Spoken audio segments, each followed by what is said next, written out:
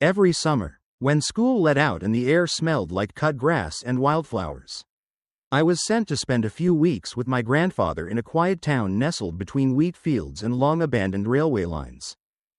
The house wasn't much, just a single-story place with creaky wooden floors, a porch swing, and a garden that seemed to obey its own rules.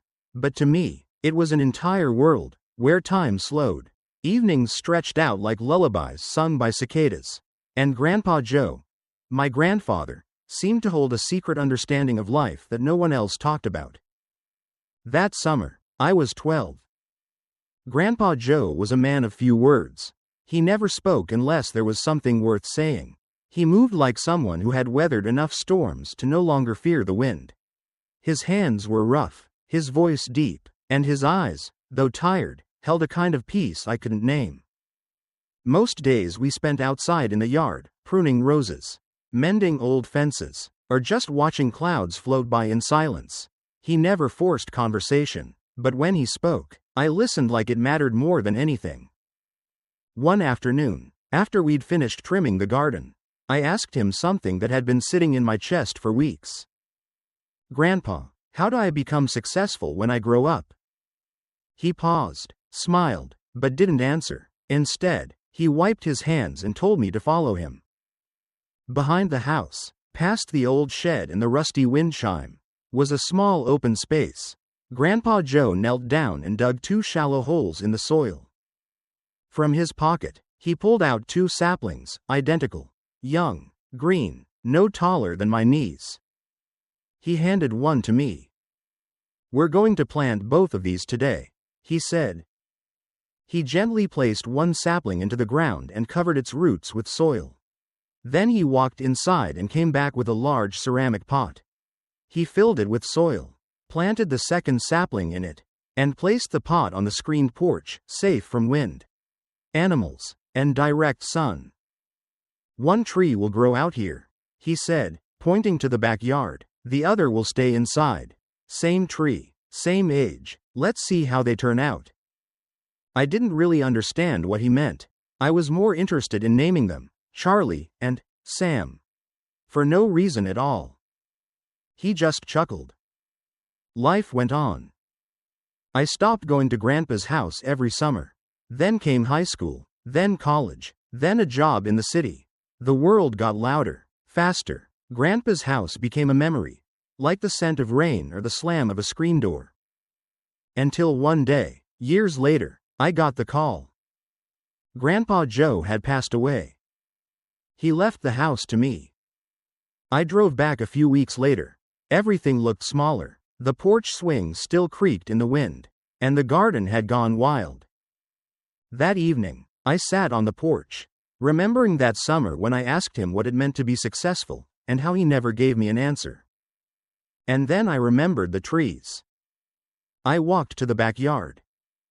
Charlie, the tree we'd planted in the soil, had grown tall and wide. Its branches reaching proudly to the sky. Its roots had cracked the ground beneath it, anchoring it like it belonged there. Then I turned to the porch.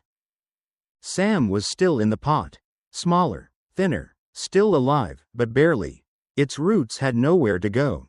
Its trunk bent slightly, as if exhausted from standing so long in one place.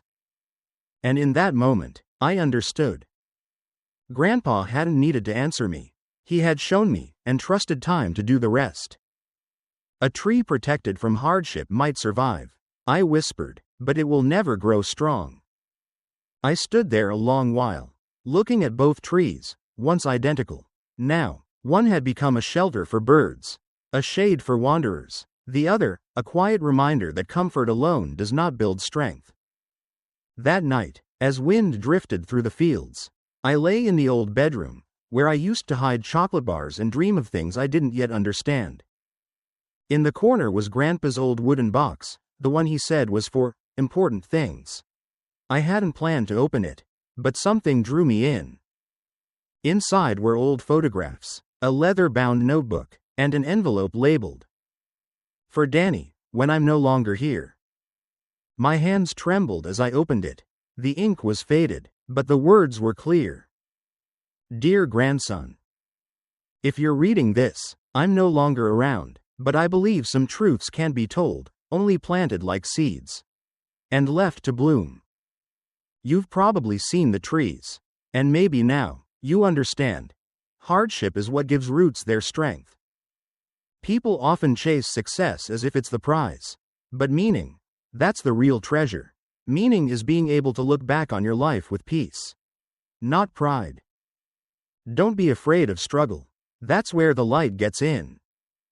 I sat there a long time. It wasn't just a letter. It was a reflection, a man I'd forgotten to become. The next morning, I grabbed a shovel and went outside. I trimmed Charlie's old branches and dug around its roots. Then I lifted Sam from the pot. Carefully, gently, I planted it in the earth, next to the tree that had weathered storms without complaint. It's late, I whispered, but not too late to grow. That afternoon, while I cleaned the porch swing, a boy on a bicycle rolled by and stopped. "You planting trees?" he asked. "Yep," I said, "one just found its place. The other's been standing tall for years." He eyed Sam. "You think the little one will catch up?" I smiled, echoing Grandpa's wisdom. The ones that face the storms grow stronger roots. Might take time, but it'll surprise you. The boy nodded. "Can I come see it again?" "Anytime," I said, "maybe one day, you'll plant your own." That summer, I stayed longer than I planned. I fixed the fences, painted the porch, and tended to the trees like they were parts of myself. One night, I slipped a note into Grandpa's old notebook. "For my grandchild, when I'm no longer here. And I hope you'll find the 2 trees." 10 years later. I'm still in Willow Hill. I'm not a CEO. I don't drive a fancy car. I don't live in a high-rise. But every morning, I water 2 trees. Charlie, tall and strong, and Sam, who finally towers past the porch. My son is beside me, watching, sketching in a notebook. "Dad," he asks, "how do I grow up to be successful?" I smile. "Tomorrow," I say, "we plant a tree."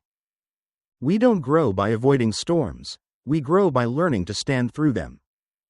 The cracks we carry are where the light comes in.